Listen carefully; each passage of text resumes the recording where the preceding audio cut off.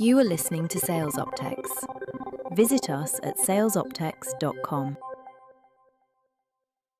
Usually when we talk about like a medical diagnosis, there's this expectation of, I don't know, precision. Like engineering, you break your arm, the x-ray shows that jagged white line, and the doctor just points and says, there it is. Right. Yeah, it's binary. Broken or not broken. Exactly. It's super clean. But then you step into the world of sales compensation, and suddenly that x-ray machine is just completely distorted. We're looking at a diagnostic landscape that is entirely murky. Oh, absolutely. Muddy waters. Yeah, you make a single, seemingly minor tweak to an accelerator tier in a comp plan. Maybe just like a 0.5% bump at the top end. Yeah. And 3 months later, you realize you have somehow broken an entire company's payroll. Like the margins are just completely wiped out. It is the absolute definition of diagnostic muddy waters, because you aren't just adjusting a spreadsheet cell, right? You are adjusting a complex, highly reactive, living ecosystem. And that ecosystem is exactly what we are exploring today. Welcome to the deep dive. We are taking a massive stack of industry research, data sets, white papers, all of it, to map out the entire operational reality of sales compensation, specifically for those of you running technical sales operations and RevOps. Yeah, and I want to set the stakes right up front for you. Sales comp is not just about handing out checks at the end of the month. Right. It is a behavioral economics engine. It is, honestly, the single most powerful lever a company has to signal to its employees what actually matters. And the margin for error is effectively zero, isn't it?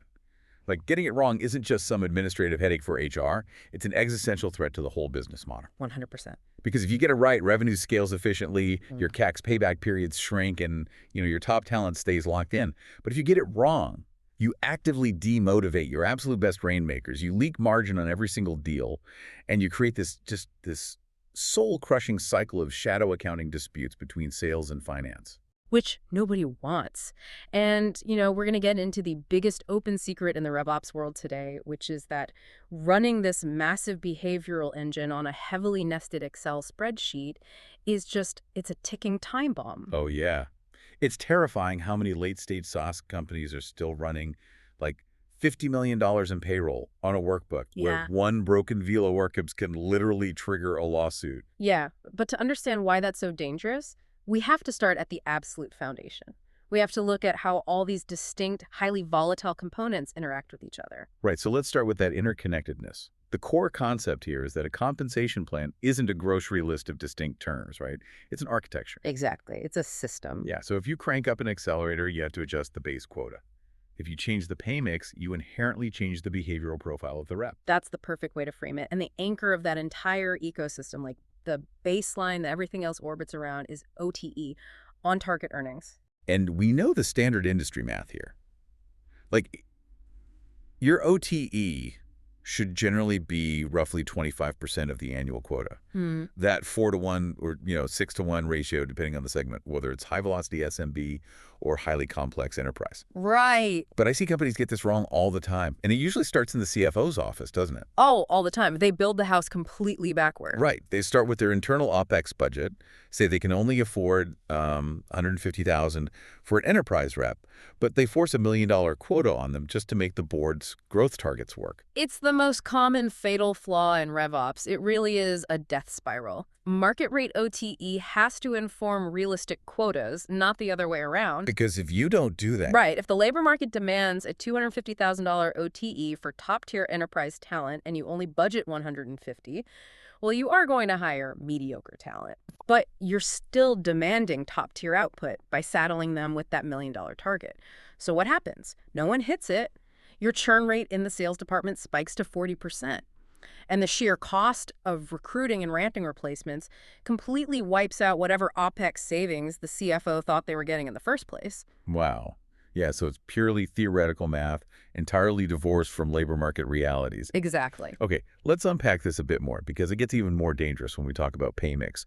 A 50-50 mix for an AE makes total sense, right? High influence on the close, high risk, high reward. Right, standard for an account executive. But I've seen companies take that exact same 50-50 mix and blindly apply it to their CSMs, their customer success managers. To me, that's like paying a doctor a massive commission only when they prescribe a surgery. Suddenly, that doctor is highly incentivized to put perfectly healthy patients under the knife. That is a brilliant analogy, really. It perfectly illustrates the behavioral distortion we're talking about. I mean, a CSM is supposed to be the trusted advisor. Right. Their metric of success is adoption, its health score, long-term retention. But if you tie 50% of their livelihood to variable at-risk compensation, you have just converted them into an account executive in disguise. They're basically just going to act like closers. They have to. I mean, they have mortgages to pay, right? Mm. They will push for upsells, cross-sells, feature expansions at every single interaction, regardless of whether the customer is actually ready for it or even getting value from the core product. Which just ruins the relationship. Completely. You burn the trusted advisor dynamic to the ground. Yeah. The customer feels like they're constantly being sold to by the exact person who is supposed to be supporting them.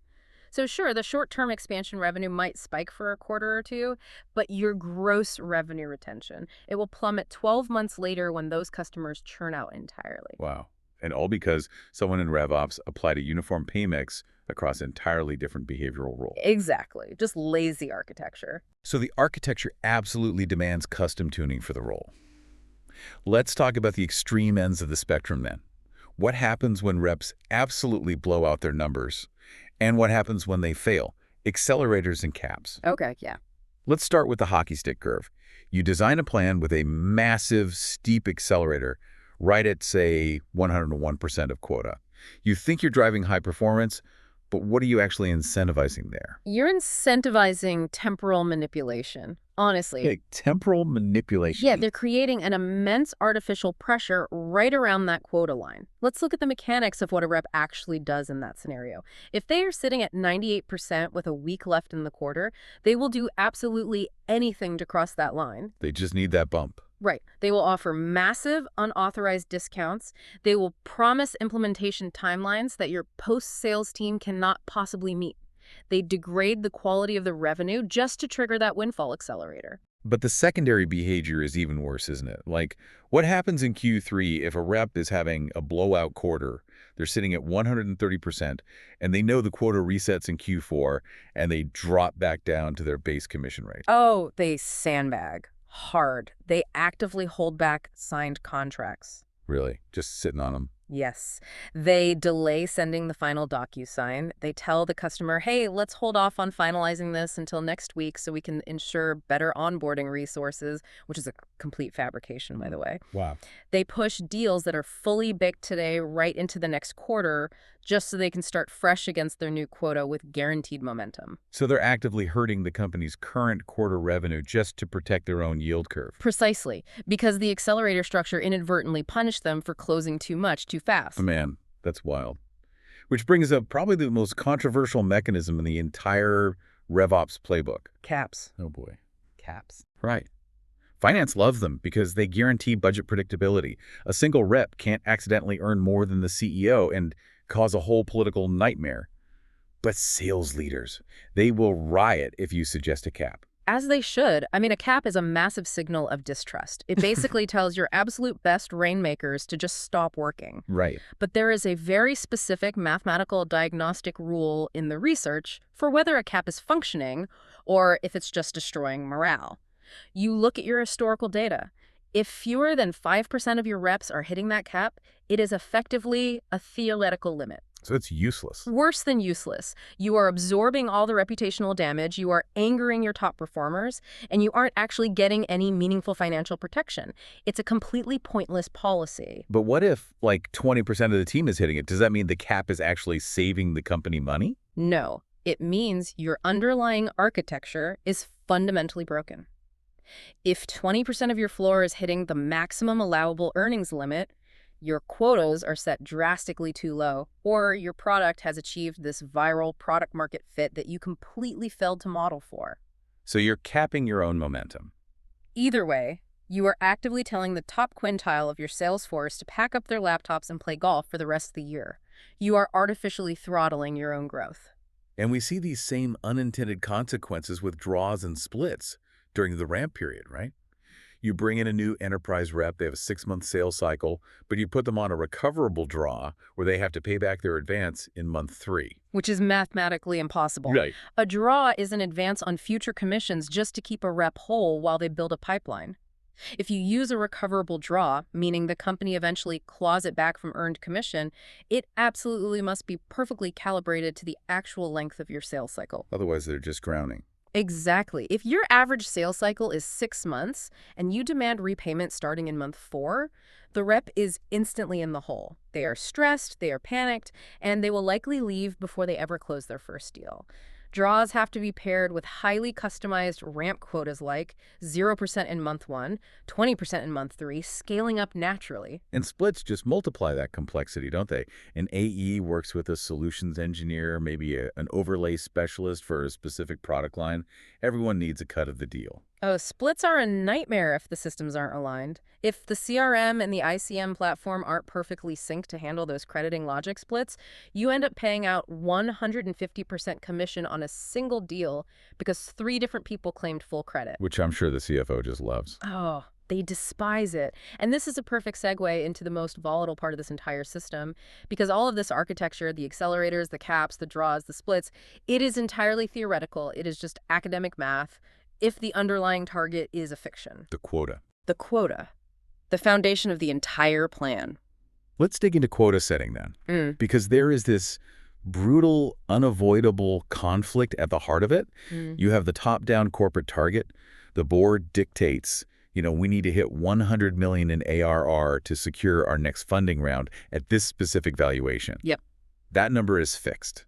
It is immovable.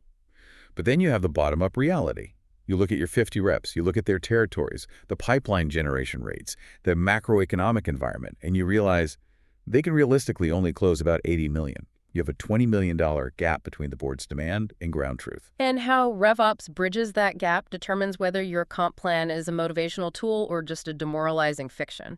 There are several methodologies for distributing that top-down number to the individual reps, and honestly, most of them are deeply flawed. Well, let's start with the most obvious one. Historical-based quota setting. You just look at what the reps sold last year, add 10% for corporate growth, and boom, there's your new quota. It's clean, it's easy to calculate in a spreadsheet. Why wouldn't we just do that? Because it is systematically punitive to your absolute best people. How so? Well, when you use historical data as the primary baseline, you are embedding a punishment for overperformance.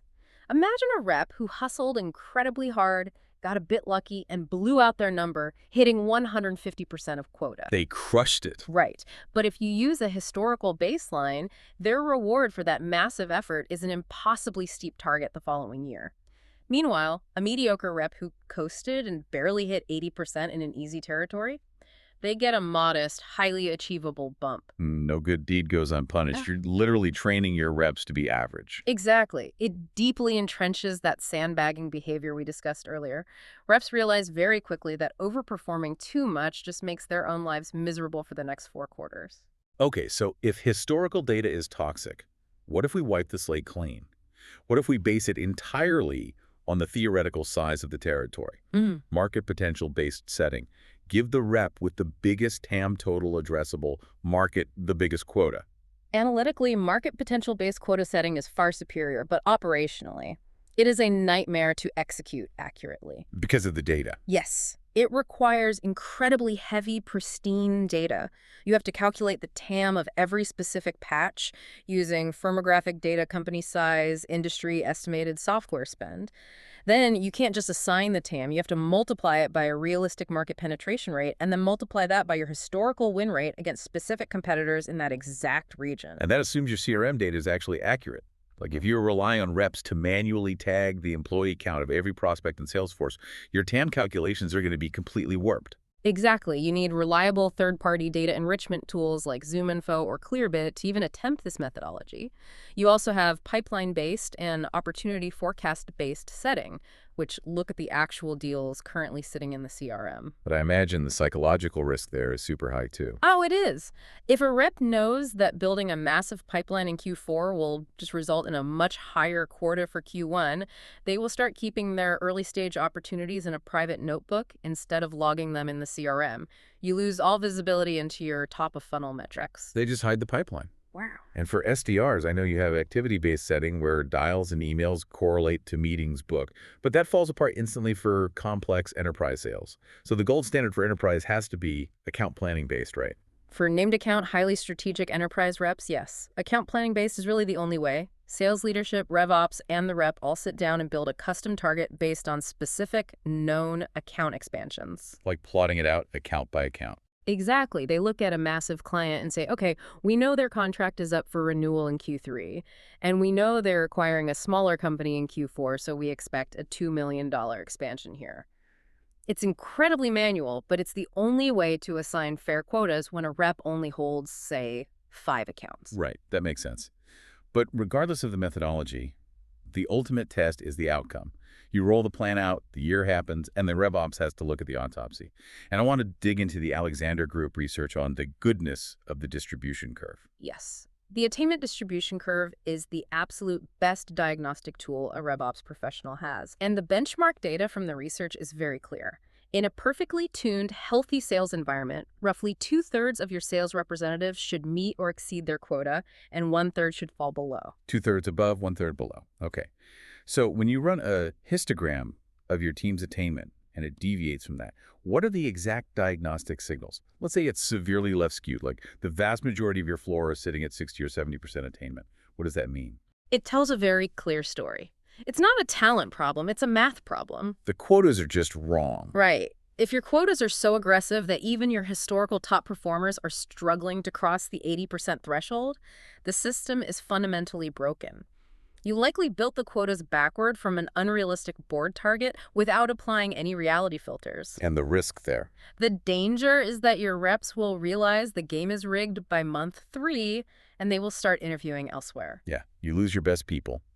And conversely, what if it's right skewed? Most of the team is sitting at, like, 120%. Well, then your quotas are too easy, and you are bleeding margin.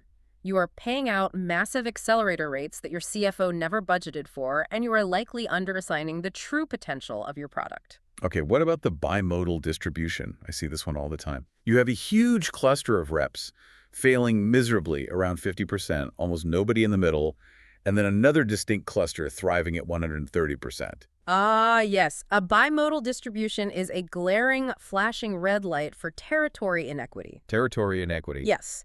It means that the success of a rep has almost nothing to do with their sales acumen, their work ethic, or their closing skills. It has everything to do with the patch they were handed on day 1. So it's just luck of the draw. Exactly. One group of reps was handed a gold mine in a booming geographic region with high product market fit, and the other group was handed a barren desert. If you see a bimodal curve, you don't change the compensation plan. You have to aggressively rebalance and carve new territories. Right. But my absolute favorite anomaly on these distribution curves is the spike. You look at the data, and suddenly there is this massive, entirely unnatural spike at exactly 100% attainment. And I always think about marathon runners. Oh, it's hilarious when you see it graphed out. It is. Imagine watching thousands of athletes sprint for 26.2 miles, pushing their bodies to the absolute limit. And the exact millisecond their foot crosses the finish line, they just stop dead, sit down on the pavement, and refuse to take another step. It defies human nature. It defies human nature, but it perfectly aligns with engineered behavior. That spike at exactly 100% is the ultimate visual proof of systemic sandbagging. Wow. Yeah, reps are managing their pipeline to hit their numbers, secure their base accelerator, and then the second they cross that line, they shut down. They start processing contracts, they push verbal commits into the next quarter, entirely to protect their future targets. They aren't managing to maximum revenue, they are managing the comp plan. So let's go back to that board target then. If we know that a healthy plan requires 1/3 of the reps to miss their quota, Right.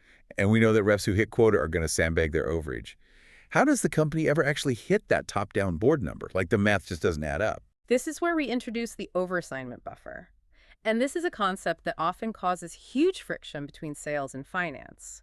The sum of all the individual sales quotas on the floor should never exactly equal the corporate revenue target. It must be significantly higher. Let's walk through the actual math of that. Let's say the corporate target is $10 million. Okay. If your corporate target is $10 million, you cannot just hand out $10 million in quotas across your team. You have to build in a statistical buffer. You know attrition will happen, reps will quit in Q2, and their territory will be vacant for a month. Right, there's always downtime. Exactly. You know new hires will take 3 to 6 months to ramp up to full productivity. You know that statistically a third of your team is going to have a bad year. So what are the actual buffer benchmarks based on the segment? How much extra do you add? Well, for an SMB team where you have a high volume of reps, short sales cycles, and highly predictable transactional velocity, the buffer is usually 10 to 15%. So, to hit a $10 million board target, you roll out 11 to 11.5 million in street quotas. Makes sense. What about mid-market? For mid-market teams, it's 15 to 20%. And for enterprise teams where you have a small number of reps and deals are massive, highly volatile, and subject to intense legal review, the risk is much higher. You need a 20 to 30% overassignment buffer. Wow. So you have to roll out 13 million in quotas just to guarantee you hit 10 million. Precisely. You have to overassign to protect the board number. Okay, so we've built the architecture, we've navigated the quota setting minefield, we've applied the overassignment buffer, the rep goes out, they prospect, they demo, they negotiate, and they get the signature. The contract is closed won in the CRM. The rep hits their number, time to pop the champagne and process the commission run, right? Absolutely not. No. Because hitting quota is fantastic on a dashboard, but a signed piece of paper does not immediately put cash into the company's operating account. And this is where the entire system hits a massive operational bottleneck. And this leads us perfectly into the tension of aligning commissions with billing and cash flow. We are pulling heavily from the Ordway research here, which outlines what they call the SaaS cash flow dilemma. It is a fundamental standoff. It is the classic battle between the VP of sales and the CFO. Oh, yeah. Sales wants to get paid immediately. They closed the deal. They did the work. They want their money next Friday. Finance wants to pay the commission eventually, ideally as the cash actually enters the building. Right, because think about the mechanics of a standard enterprise SaaS deal. A rep closes a 3-year contract worth $300,000. Yeah. The customer isn't going to write a check for $300,000 today. They're going to pay in quarterly installments over 36 months. Exactly. But the AE expects their massive commission check for the total contract value immediately. Which is a brutal cash flow strain for a scaling business. You are laying out tens of thousands of dollars in payroll today for revenue you won't fully collect for 3 years. It's a massive risk. And the Ordway research details 3 distinct operational models that companies use to navigate this exact tension. The first is the bookings-only model. Let's theorize for a second. If I'm the VP of sales, and I want to recruit the absolute best killers in the industry, why wouldn't I just use the bookings model? The rep gets paid upfront, in full, regardless of how the customer pays. I win the talent war. You absolutely win the talent war. From a purely sales-driven perspective, the bookings model is a dream. Right.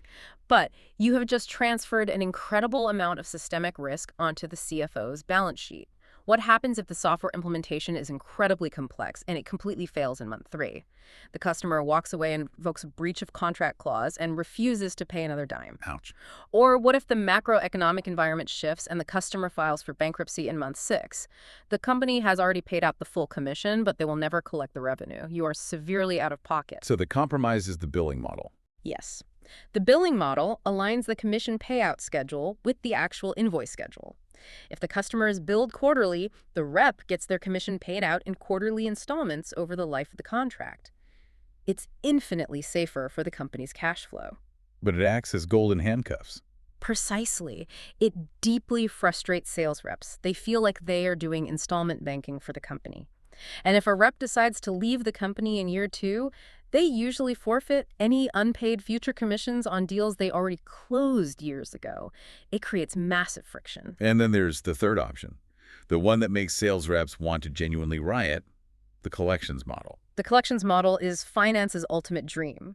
The rep only gets paid their commission when the cash actually clears the company's bank account and sits in the ledger. There is absolute zero risk of overpayment. But it is a sales rep's worst nightmare. Oh, they hate it. Because they are being penalized for things entirely outside of their control.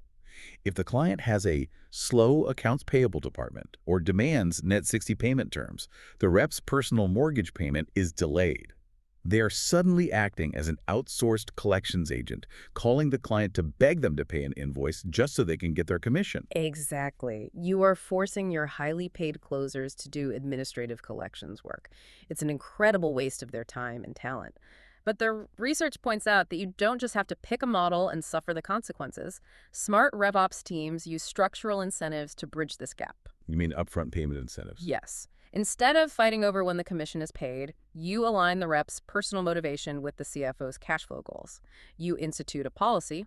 We normally pay on the billing model, but if you negotiate with the customer and get them to agree to pay the entire annual contract value up front, in a single invoice, we will give you a 1% bump on your commission rate, and we will pay it all to you immediately. See, I love that. It's a carrot, not a stick. The CFO gets the cash immediately to fund operations, the rep gets paid immediately and gets a slight bump, and the friction just vanishes. It works beautifully when you can do it. But I have to ask, how do variables like the actual pricing architecture factor into this? What if you aren't selling a fixed SaaS subscription? What if it's a usage-based pricing model, like a cloud computing infrastructure contract where the customer only pays for the server bandwidth they actually consume? Or what if there's massive non-performance risk, like a 9-month custom implementation?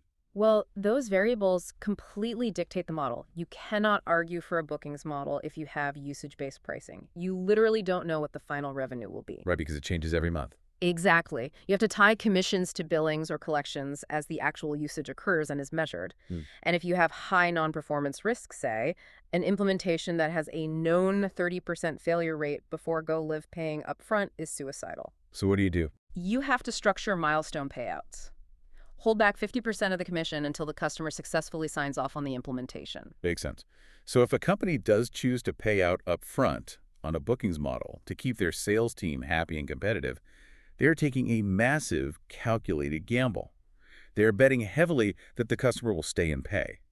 But if that customer churns in month 4, the company is suddenly bleeding cash. How does finance defend against that without making the sales rep feel like they're being robbed? That introduces the most painful but absolutely necessary defensive mechanism in the entire RevOps playbook, the clawback. Let's explore the fundamental math of a clawback, because it is terrifying when you actually map it out. Let's go back to our enterprise AE. They close a 3-year, $300,000 annual recurring revenue deal. Let's say their commission rate is a flat 6%. They get an $18,000 commission check up front. Nice payday. Exactly. They go buy a boat. But in month 4, the customer undergoes a leadership change, hates the software, and churns. What actually happens to the unit economics of the business? It completely breaks the underlying SaaS metrics. The company collected maybe $100,000 in revenue before the customer churned, but they already paid out $18,000 in commission. Oof. Right. Their planned commission expense was supposed to be 6% of revenue. Now, effectively, it has skyrocketed to 18% against the actual collected cash. The company lost the expected lifetime value of the customer, and they drastically overpaid the cost of acquisition. The CAC payback period becomes infinite. Infinite CAC. That's nightmare fuel for a CFO. This is exactly why roughly 53% of SaaS companies use some form of clawback. The CFO has to recover that money to protect the margins. So they go to the rep and demand the $18,000 back. But the rep has already paid taxes on that money. They've already spent it. It creates a horrific employee experience. So the design of the clawback trigger is crucial, right? Like, when does it actually apply? Exactly. You need clear triggers. Full cancellation within the first 90 days makes total sense. Early termination makes sense. Non-payment makes sense. If the client literally never pays their first invoice, the rep shouldn't keep the commission. But where I see massive debate is on downsells and renegotiations. Oh, yeah. If I'm a rep and I save an account from churning by downgrading them, why should I be punished with a clawback? You've hit on the most contentious trigger in the landscape. Downsell clawbacks are incredibly dangerous because of the perverse incentives they create. Imagine a rep who manages a book of business. They have a massive customer whose own business is struggling in a recession. The customer calls and says, "We have to cancel everything. We can't afford this software anymore." Standard crisis mode. Right. But the rep does incredible consultative work. They spend weeks negotiating, restructuring the deal, removing some premium features, and they manage to save the account by renegotiating the contract at a lower price point. They save the logo, they retain some revenue. Which is a huge win for the company. It is a massive win. But if RevOps has a strict blanket downsell clawback policy in the comp plan, they're going to look at that deal, see that the annual value dropped by $50,000, and penalize that rep. They will claw back the commission on that last $50,000. So the rep actually lost money by doing the hard work to save the client. Exactly. And what does the rep do the next time a client is at risk? They will actively avoid having the renewal conversation. They will ignore the client's emails, let the contract naturally expire, let the customer completely churn, and let it be customer success's problem. They will intentionally let the deal die to dodge a personal financial penalty. It is a classic textbook example of a defensive financial policy completely destroying frontline customer behavior. Wow. And actually executing a clawback isn't just RevOps running a quick spreadsheet deduction, is it? It requires massive, highly delicate cross-team coordination. Oh, it touches every system in the business. Yeah. Sales ops has to run the math to determine exactly how much is owed. But finance has to handle the accounting compliance, specifically ASC 606. Let's break that down because ASC 606 is a nightmare for people outside of accounting. How does unwinding and amortization actually impact the ledger? Okay. So ASC 606 dictates that you cannot just expense a massive commission payment entirely in the month it's paid. You have to amortize or spread out that commission cost over the expected life cycle of the customer. It sits on the balance sheet as a prepaid asset. Got it. So if a customer churns in month 4, finance has to go into the ledger, completely unwind that capitalized asset, recognize the remaining expense, and then process the physical clawback from the rep's next paycheck to balance it out. It is an incredibly complex accounting maneuver. And where does customer success fit into this? Customer success is the canary in the coal mine. CS spots the churn signals like dropping login rates, ignored implementation emails, executive sponsors leaving long before the contract is officially canceled. If CS doesn't have a tight feedback loop with RevOps, the clawback becomes a massive end-of-quarter surprise to the rep. Early warning systems are essential. And speaking of terrible surprises, there's the absolute legal minefield of the departed rep policy. What if the rep who sold that doomed $300,000 deal already quit 6 months ago? They don't have a next paycheck to deduct from. That is where clawbacks move from an operational headache to a legal liability. Trying to claw back money from an employee who has already left is incredibly difficult and often not worth the legal fees. I imagine states have rules about this. Oh, absolutely. States like California have incredibly strict wage protection laws. If you try to deduct a historical clawback from a departing employee's final PTO payout or severance check without ironclad, legally reviewed language in the specific compensation agreement they signed, you will lose in court and you will pay massive punitive damages. It requires very precise legal framing that most generic comp plans simply lack. Okay, so clawbacks are purely defensive. They're the shield you raise when a deal goes catastrophic. But what about when a company needs to go on the offensive? When it's week 10 of the quarter, the board is breathing down the CEO's neck, the revenue is light, and they need to drive immediate targeted velocity. That is where they deploy SPIF. Yes. And as the research points out, they usually deploy it completely wrong. SDIFs are the most misunderstood tool in the arsenal. It stands for Sales Performance Incentive Fund. They are supposed to be tactical, highly focused surgical strikes. Let's define the boundaries here. What is a valid use case for SPIF and what isn't? A valid use case is, say, a new product launch. You just acquired a smaller company, you integrated their tool, and you need to force your reps out of their comfort zone to learn a completely new pitch. You put a SPIF on it to stimulate that specific, unnatural behavior. Right, just for that one thing. Exactly. Or you use it to target a highly specific, underperforming geographic segment. What a SPIF is not is a Band-Aid for broken quota setting. It is not a permanent replacement for a bad core compensation plan. If your floor is constantly relying on the SBA of the month to make a living wage, you don't have a SBF program. You have a convoluted, unpredictable commission structure. The sources outline a pre-launch model that requires RevOps to actively model out bear, base, and bull cases for the incremental revenue before they even announce the SPIF.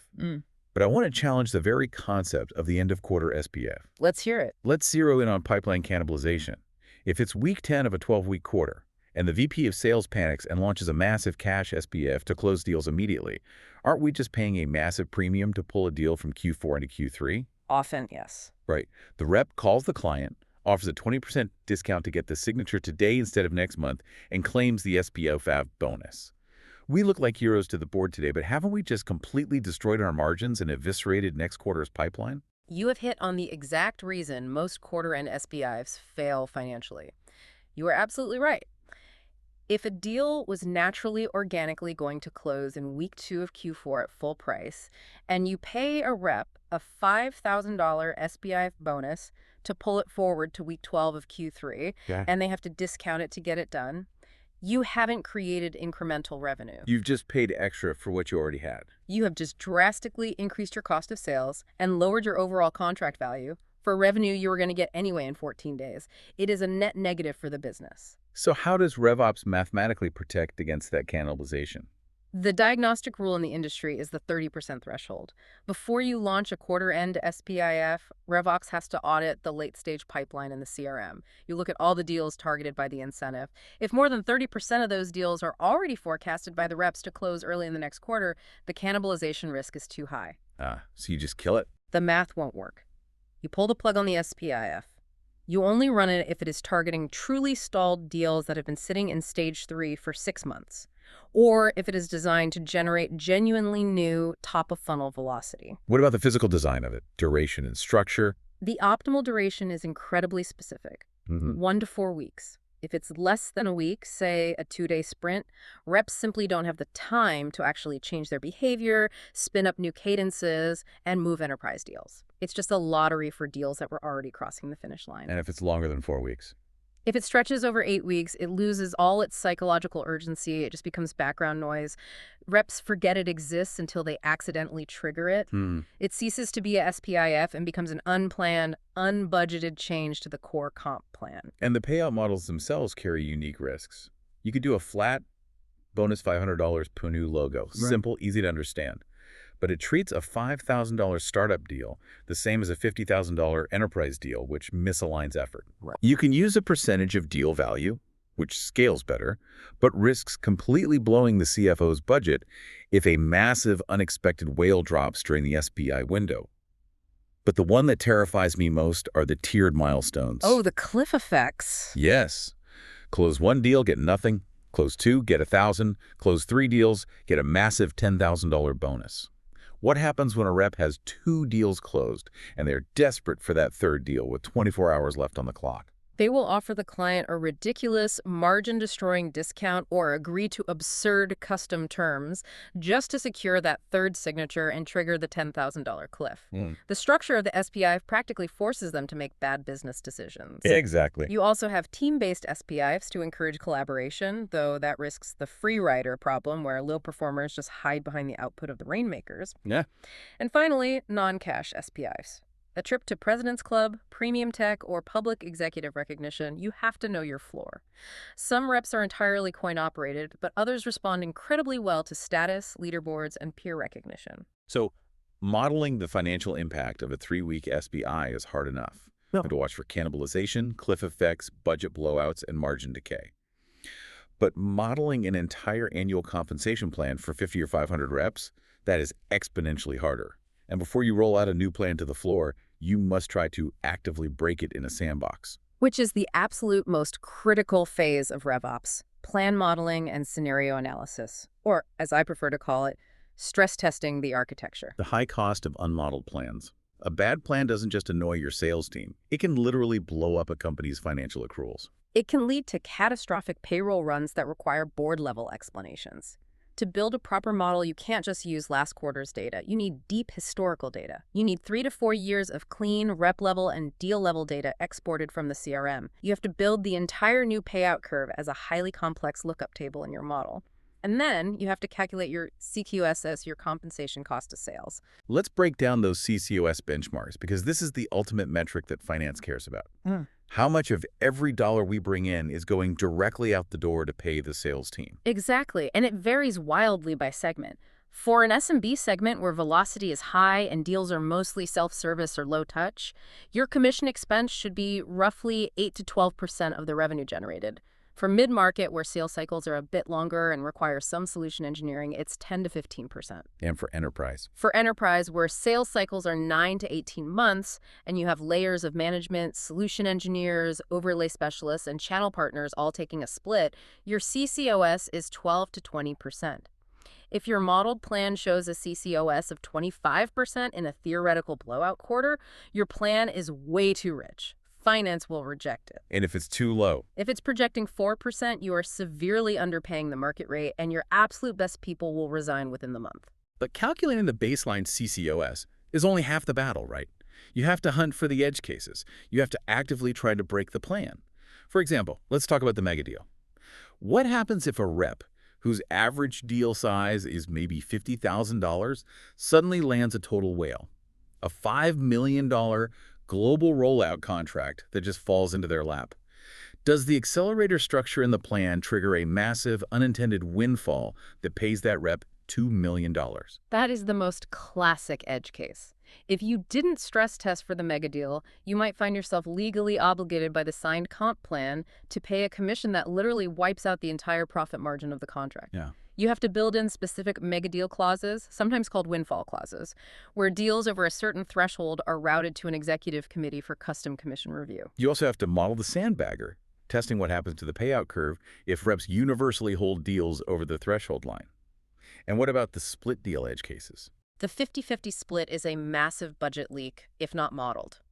If two AEs work a massive deal together, and they both hit a massive accelerator simultaneously because of that shared revenue, did you account for that double accelerator payout in the CFO's budget? Usually the answer is no. What about macro factors, like currency fluctuations? Multi-currency deals are a silent killer of comp plans. Oh, I bet. If an enterprise rep's quota is denominated in US dollars, but their territory covers EMEA and they close all their contracts in euros or pounds, what happens if the exchange rate drops 10% over the course of the year? The rep just loses out. Exactly. The rep sold the exact same volume of software, but because of FX movements completely outside of their control, they miss their quota, fail to hit their accelerators, and lose a massive portion of their expected income.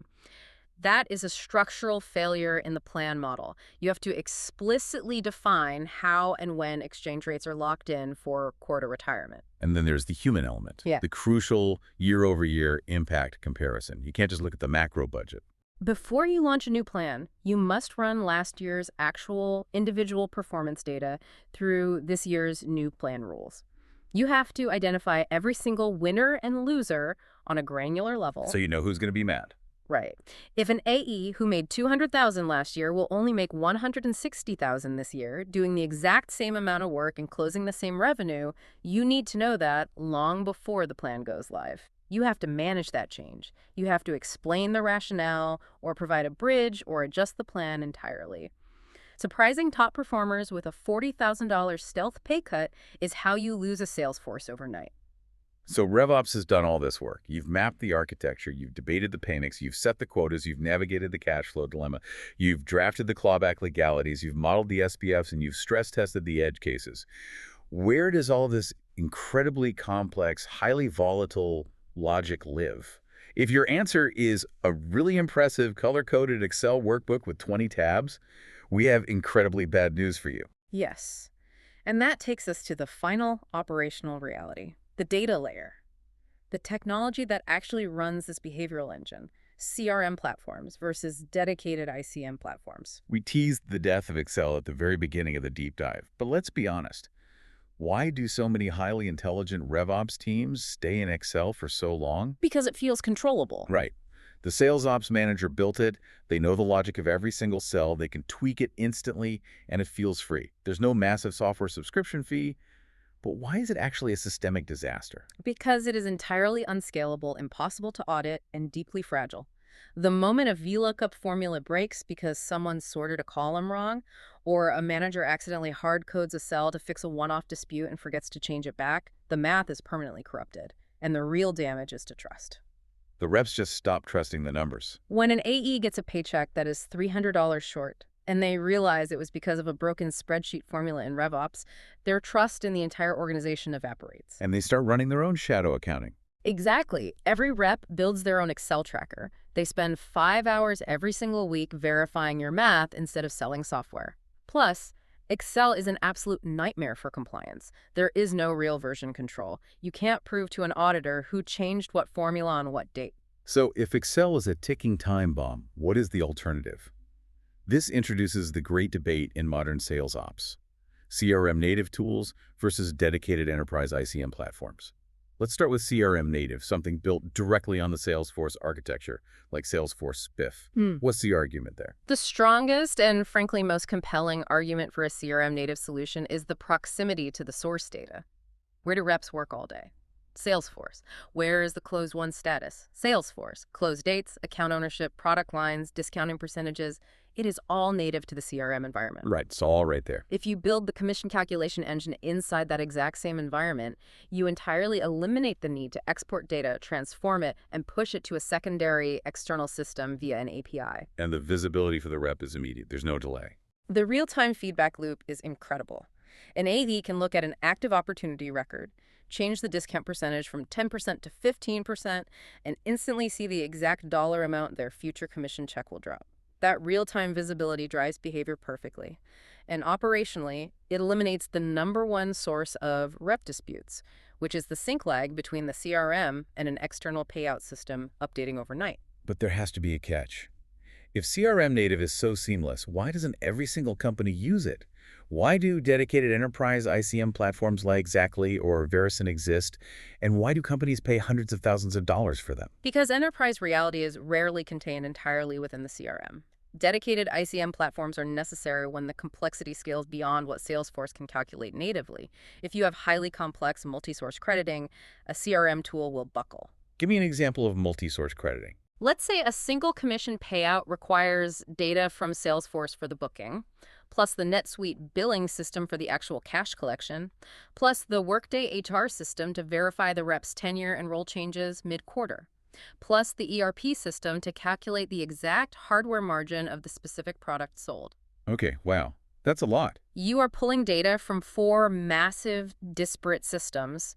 You need a dedicated ICM engine to ingest, standardize, and run complex logic across all of that data. And what about regulatory compliance? That's the other massive factor. Heavily regulated industries like global financial services, banking, or healthcare require compliance-grade audit trails. They need to prove to federal regulators exactly how every cent was calculated, who approved the plan design, and what the specific logic was on a random date 3 years ago. Verison and Xactly are built for that level of rigorous, unalterable governance. But I'm guessing that's not easy to set up. Oh, it comes at a massive cost. Implementing a heavy enterprise ICM is a brutal lift. We are talking 18 to 24-month setups, requiring dedicated implementation partners and developers who understand proprietary scripting languages. There has to be a middle ground. What about mid-market options?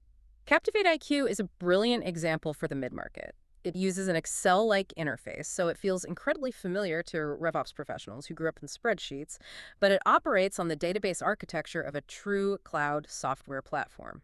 Setup is usually around 3 to 4 months. It's the perfect middle ground between the lightweight simplicity of CRM native and the heavy, expensive architecture of the enterprise giants.